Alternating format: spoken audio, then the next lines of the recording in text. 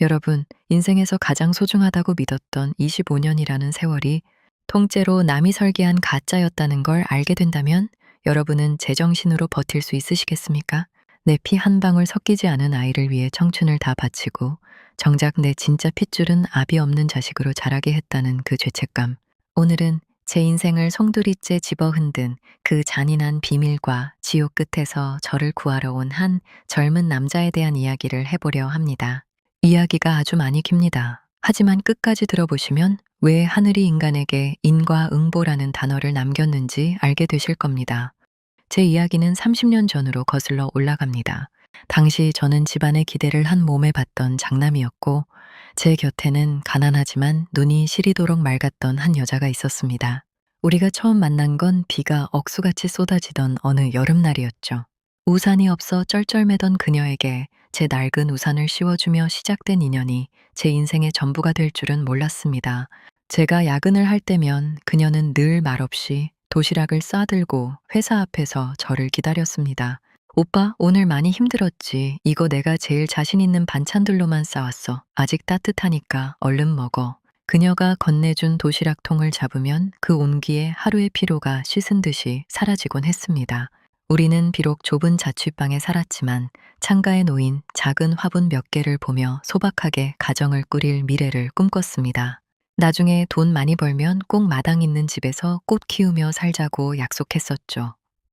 하지만 저희 어머니는 상상 이상으로 무서운 분이었습니다. 어느 날 제가 출근한 사이 어머니는 말도 없이 저희 자취방으로 쳐들어오셨습니다. 어머니는 그녀의 뺨을 사정없이 때렸고 그녀가 정성껏 꾸며놓은 화분들을 집어던져 박살을 내셨습니다. 내까짓 게 뭔데 우리 집 귀한 장남을 이런 누추한 곳에 가둬두냐. 내 부모가 그렇게 가르쳤냐며 온갖 입에 담지 못할 욕설을 퍼부으셨죠. 퇴근하고 돌아온 제 눈앞에 펼쳐진 건 깨진 화분 파편과 울다 지쳐 쓰러진 그녀의 모습이었습니다. 저는 비겁했습니다. 어머니의 단식 투쟁과 저 여자랑 살 거면 나 죽는 꼴 봐라는 협박 앞에 결국 무릎을 꿇었습니다. 헤어지던 날, 그 사람은 제게 선물 받은 싸구려 은팔찌를 만지작거리며 딱 한마디만 했습니다. 당신이 선택한 길이니까 후회 없이 살아요. 나 원망하지 마요. 그게 마지막이었습니다. 그녀는 소리 소문 없이 자취를 감췄고 저는 부모님이 원하시던 소위 집안 좋고 배경 확실한 여자와 맞선을 본 뒤 결혼했습니다. 화려하고 당당한 모습에 매료됐지만 그게 제 인생을 갉아먹을 맹독인 줄은 몰랐습니다. 결혼한 지 얼마 안 돼 아이가 생겼고 저는 그 아이가 제 인생의 보상이자 유일한 희망이라고 믿었습니다. 딸아이가 자라는 25년 동안 저는 말 그대로 기계처럼 살았습니다. 아내는 결혼 직후부터 사치와 허영에 빠져 살았습니다. 제가 한 달 내내 야근하며 몸을 갈아 넣어 벌어온 돈은 아내의 명품 가방과 화려한 사교 모임 비용으로 순식간에 사라졌죠. 퇴근하고 돌아오면 따뜻한 밥 한 끼는커녕 아내가 쇼핑하고 던져둔 카드 영수증만 저를 방했습니다. 당신, 이번 달 생활비가 왜 이리 적어? 우리 애 유학 준비하려면 학원비만 얼마인 줄 알아? 당신은 능력도 없으면서 왜 그렇게 태평해? 여보, 나 이번 달에도 월차 한 번 안 쓰고 일했어. 나도 사람인데 너무 힘들다. 조금만 아껴 쓰면 안 될까? 아껴 쓰긴 뭘 아껴 써. 당신이 나한테 사랑을 줘봤어. 뭘 해줬어? 돈이라도 제대로 벌어다 줘야 내가 밖에서 기라도 펴고 살지. 당신은 그냥 우리 집 돈 벌어오는 기계일 뿐이야. 잊지 마. 비참했습니다. 아내에게 저는 남편이 아니라 현금 지급기였고 딸아이에게 저는 무뚝뚝하고 돈만 주는 아저씨 같은 존재였습니다. 딸아이는 커갈수록 저를 멀리했습니다. 제가 퇴근해서 말을 걸려고 하면 아빠 냄새나 방에 들어가지 마라며 질색을 했고 제가 사준 선물도 이런 촌스러운 걸 누가 써? 친구들한테 창피해 라며 쓰레기통에 버리기 일쑤였습니다. 그래도 저는 참고 또 참았습니다. 제 눈매를 전혀 닮지 않았고 쌍꺼풀이 짙은 그 얼굴이 가끔 낯설었지만 엄마를 쏙 빼닮았겠지 하며 25년을 버텼습니다. 딸아이가 대학에 가고 해외로 어학연수를 가겠다고 할 때마다 저는 퇴직금까지 미리 정산받고 은행 대출까지 받아가며 그 뒷바라지를 했습니다. 제 무릎이 시리고 허리가 끊어질 것 같아도 우리 딸 유학 가서 성공하면 그게 내 행복이다 라고 스스로를 속이며 살았습니다. 하지만 딸은 유학지에서 보내오는 사진 한 장에도 아빠를 위한 모습은 없었습니다. 오로지 명품 쇼핑몰과 화려한 파티 사진뿐이었죠.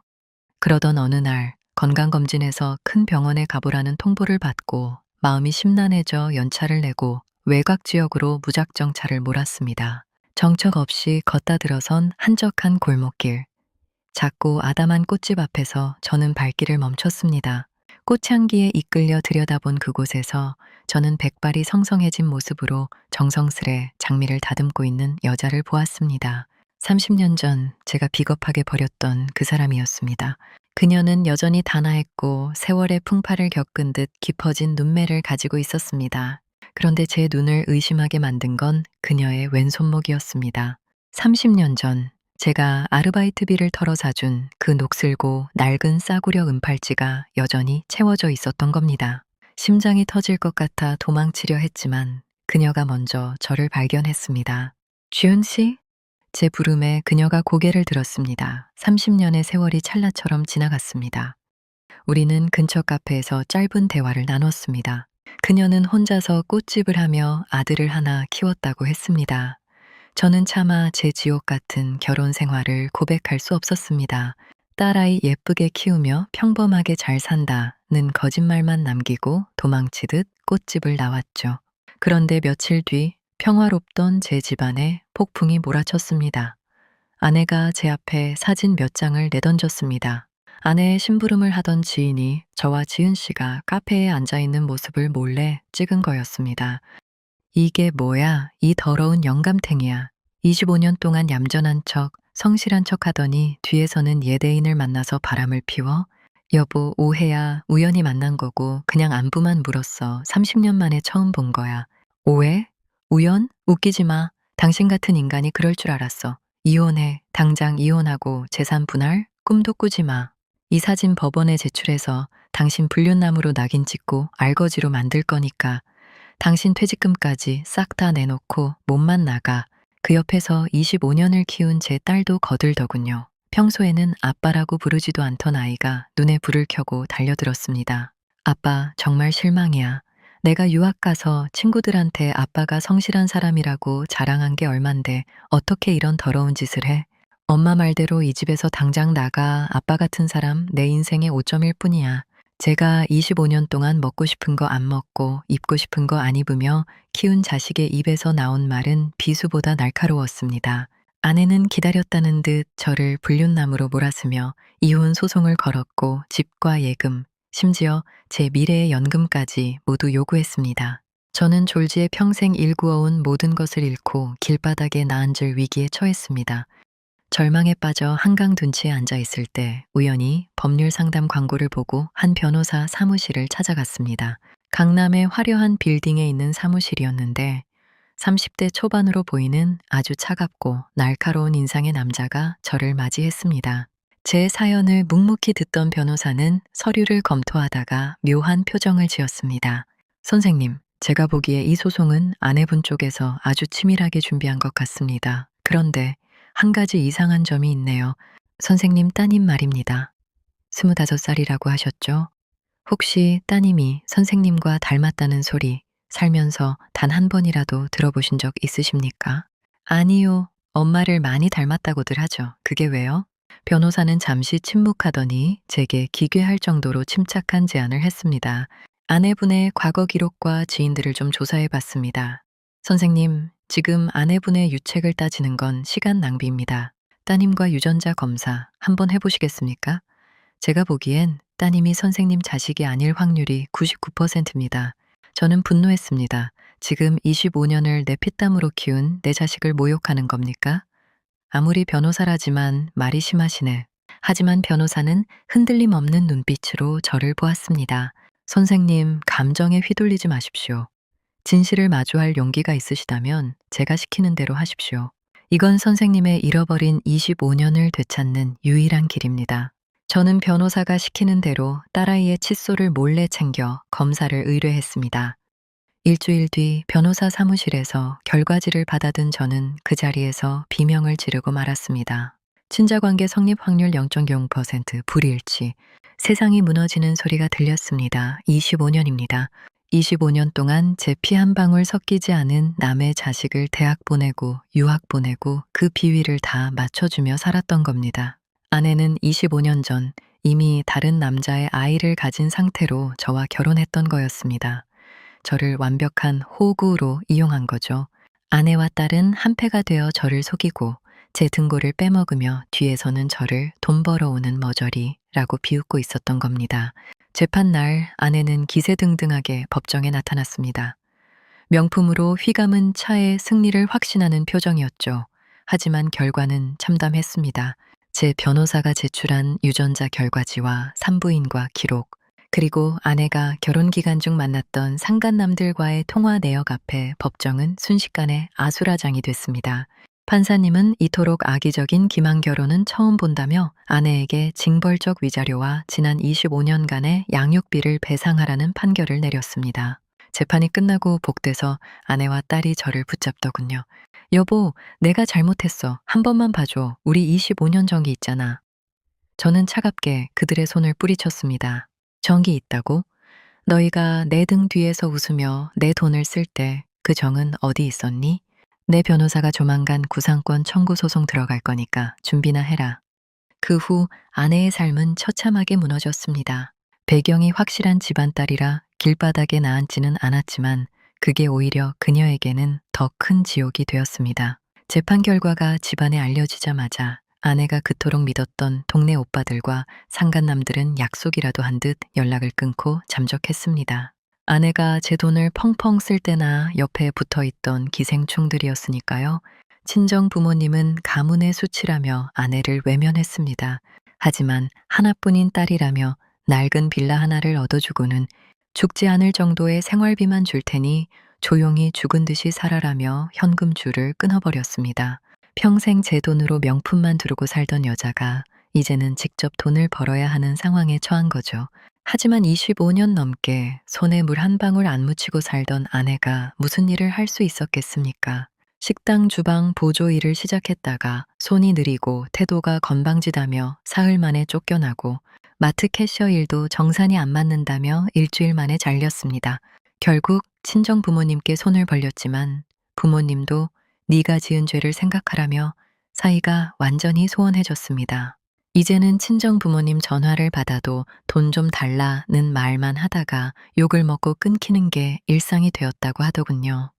딸이라고 믿었던 그 아이도 비참하긴 마찬가지였습니다. 유학 자금이 끊기자마자 한국으로 돌아왔지만 아빠라는 든든한 배경이 사라진 그녀를 반겨주는 곳은 없었습니다. 그녀는 제게 수십 번도 넘게 전화를 하고 문자를 보냈습니다. 아빠, 내가 다 잘못했어. 그래도 나 아빠 딸이잖아. 한 번만 만나줘. 하지만 저는 단 한 번도 그 전화를 받지 않았습니다. 25년의 정을 생각하면 가슴 한구석이 아릿하기도 했지만 법정에서 저를 더러운 인간, 내 인생의 5점일 뿐이라 매도하던 그 눈빛이 떠오르면 다시금 마음을 다잡게 되었습니다. 딸은 이제 일반 대학생들처럼 편의점 알바를 하거나 과외를 하며 살고 있습니다. 사실 객관적으로 보면 큰 문제 없는 삶일 수도 있습니다. 하지만 그녀는 불행하다고 느낍니다. 예전처럼 명품백을 사고 SNS에 호화로운 일상을 올리던 과거의 씀씀이를 버리지 못했기 때문이죠. 친구들이 유학지에서 올리는 사진을 보며 방구석에서 눈물을 흘리고 자기 인생을 이렇게 만든 엄마를 원망하며 매일같이 싸우는 게 일과라고 합니다. 엄마 때문에 내 인생 망쳤다고 소리 지르는 딸과 너 키우느라 내가 이 고생이다 라고 맞받아치는 엄마. 가짜로 쌓아 올린 그들의 모래성은 그렇게 서로를 헐뜯으며 무너져 내리고 있었습니다. 젊은 변호사는 저를 도심에서 조금 떨어진 한적하고 조용한 한정식 집으로 안내했습니다. 은은한 조명과 나무 향이 가득한 방 안으로 들어서자 창밖으로는 정갈하게 가꿔진 작은 정원이 보였습니다. 오늘 정말 고생 많으셨습니다. 이제는 정말 편히 쉬셔도 됩니다. 변호사의 목소리는 평소보다 한결 부드러웠습니다. 그때 방문이 열리고 꽃집에서 보았던 지은 씨가 들어왔습니다. 그녀는 겹겹이 쌓인 세월을 말해주듯 하얗게 센 머리칼을 단정하게 묶고 눈가에는 눈물 자국이 선명한 채로 제 앞에 섰습니다. 지은 씨는 제 손을 잡자마자 아이처럼 흐느끼기 시작했습니다. 미안해요. 상진 씨, 정말 미안해요. 30년 전에 우리 그렇게 헤어지고 나서 저 정말 많이 힘들었어요. 당신 어머니가 저를 찾아와 퍼부으셨던 그 모진 말들보다 당신 앞길이 나 때문에 망가질까봐 그게 더 무서웠어요. 헤어지고 나서야 알았어요. 내 뱃속에 우리 아이가 있다는 걸요. 그녀의 고백은 제 가슴을 천 갈래 만 갈래 찢어 놓았습니다. 지은 씨는 말을 이었습니다. 당신은 좋은 집안 장남이고 앞날이 창창한 사람이었잖아요. 내가 나타나서 아이 생겼다고 하면 당신 인생이 송두리째 흔들릴 텐데 그걸 참아 볼 수가 없었어요. 그래서 숨었어요. 꽁꽁 숨어서 빨래방 일을 하고 밤에는 식당 불판을 닦으면서 우리 아이 하나만 보고 살았어요. 세상 사람들이 손가락질해도 이 아이 눈매가 당신을 너무 닮아서 아이 얼굴만 보면 힘든 줄도 몰랐어요. 저는 아무 말도 할 수 없었습니다. 30년 전 그 가녀린 어깨에 얼마나 무거운 짐을 지워 보낸 것인지, 내 비겁함이 그녀와 내 아들을 어떤 풍파 속으로 밀어 넣은 것인지 깨닫자 숨이 막혀왔습니다. 그때였습니다. 줄곧 곁에서 냉철하게 소송을 지휘하던 젊은 변호사가 제 앞으로 다가왔습니다. 그는 평소에 날카로운 안경을 벗고 떨리는 숨을 내뱉으며 제 앞에 무릎을 꿇었습니다. 그리고 제 눈을 똑바로 응시했습니다. 그 눈, 거울 속에서 매일 보던 제 눈과 너무나도 똑같은 깊고 슬픈 눈이었습니다. 아버지, 30년 동안 아버지를 원망하지 않았다면 거짓말이겠죠. 비 오는 날 친구들이 아빠 우산 속에 들어가는 걸 볼 때마다, 학교 운동회에서 아빠 손을 잡고 뛰는 아이들을 볼 때마다 저는 벽장 속에 숨어서 울었습니다. 우리 엄마를 매일 밤 눈물 짓게 만든 그 사람이 너무 미웠습니다. 변호사의 목소리가 가늘게 떨렸습니다. 하지만 어머니가 30년 넘게 잠잘 때도 빼놓지 않고 소중히 간직해온 그 낡고 녹슨 은팔찌를 보며 알았습니다. 엄마 인생의 남자는 오직 한 명뿐이었다는 걸요. 엄마가 그토록 소중히 지켜온 사랑을 자식인 제가 더럽힐 수는 없었습니다. 그래서 결심했습니다. 아버지를 꼭 찾겠다고. 그리고 아버지가 혹시라도 억울한 일에 처해 있다면 내 모든 걸 걸어서라도 아버지를 구하겠다고요. 그래서 피눈물 흘리며 공부해서 변호사가 됐습니다. 오직 이날만을 위해서요. 그는 제 아들이었습니다. 30년 전 제가 지켜주지 못한 사랑의 결실이 오히려 30년 뒤에 저를 지키기 위해 검투사가 되어 돌아온 것입니다. 저는 아들의 어깨를 잡고 목 놓아 울었습니다. 25년 동안 남의 자식을 키우며 느꼈던 그 허망함과 배신감이 이 진짜 아들의 천 하나에 눈 녹듯 사라져 갔습니다. 고맙다. 살아있어줘서 고맙고 이렇게 훌륭하게 커줘서 정말 고맙다. 그 후로 제 삶은 완전히 바뀌었습니다. 저는 이제 지은 씨와 그리고 우리 아들과 함께 늦었지만 가장 완벽한 가족의 시간을 보내고 있습니다. 아들은 강남의 화려한 변호사 생활 중에도 틈만 나면 집에 들러 제 건강을 체크합니다. 아버지, 이 비타민 꼭 챙겨 드세요. 그리고 전 아내 쪽에서 또 연락 오면 절대 받지 마세요. 제가 다 알아서 법적으로 차단해 놨으니까요. 이제는 누구도 아버지를 이용하거나 상처 주지 못하게 제가 지킬 겁니다. 아들의 든든한 등 뒤에서 저는 비로소 30년 만에 단잠을 잘 수 있게 되었습니다. 지은 씨와는 이제 함께 정원을 가꿉니다. 30년 전 우리가 작은 자취방 창가에서 약속했던 것처럼 마당 넓은 집에서 꽃을 키우며 조용히 아침차를 마십니다. 그녀의 손목에는 여전히 그 낡은 은팔찌가 채워져 있습니다. 이제 저는 주머니 속에 넣어둔 상자를 꺼내려 합니다. 그 낡은 팔찌 옆에 이제는 평생 변하지 않을 가장 단단하고 빛나는 금반지를 끼워주며 말할 겁니다. 남은 생은 내가 당신을 위해 살겠다고 말이죠. 진실은 가끔 아주 늦게 배달되기도 하지만 결국엔 반드시 주인을 찾아오는 법인가 봅니다. 여러분의 삶에도 혹시 억울하고 답답한 일이 있으신가요? 절대 포기하지 마세요. 언젠가 여러분의 진심을 알아줄 누군가가 혹은 예상치 못한 운명이 여러분을 구하러 올 테니까요. 오늘 제 긴 이야기 들어주셔서 진심으로 감사합니다. 여러분의 따뜻한 응원 댓글 한 줄이 사연자에게는 세상 무엇보다 큰 위로가 됩니다. 이 사연이 조금이라도 여러분들의 가슴을 뭉클하게 만들었다면 구독과 좋아요 부탁드립니다. 오늘도 함께 해주셔서 감사합니다.